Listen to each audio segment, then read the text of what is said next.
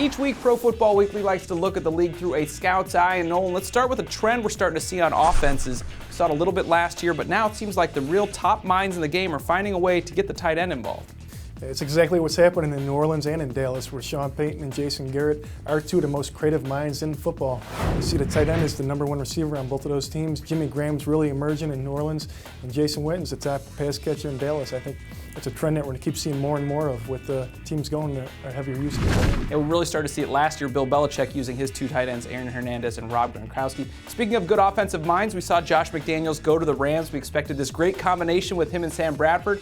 Haven't really seen it yet. Is it just taking a while to get that going, or are there other issues? Yeah, I don't think it has a lot to do with Josh McDaniels or his offense. I think it has a lot more to do with the talent around him. If you look at that offensive line, I think it's terrible. Jason Smith's really struggled at right tackle.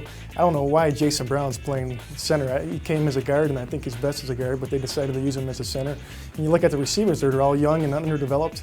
I think it's just the personnel around them. I don't think it's there. I think we expected them to make a big splash in free agency and their big signing.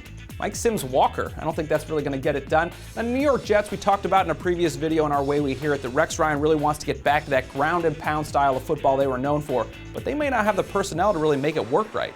Yeah. Right tackle Damian Woody retired. Nick Mangold's been out with an injury. Those were the two best run blockers last season. They're not there now. You look at the backfield, you got Sean Green. I thought he was ordinary in college, and he hasn't shown a whole lot in the pros. And you got LaDainian Tomlinson, who I think has lost a step as well. So I think the talent is definitely down, and it's really hurt that line. And the passing game looked awful against the Ravens. I'm not sure which direction you go moving forward if you're Brian Schottenheimer.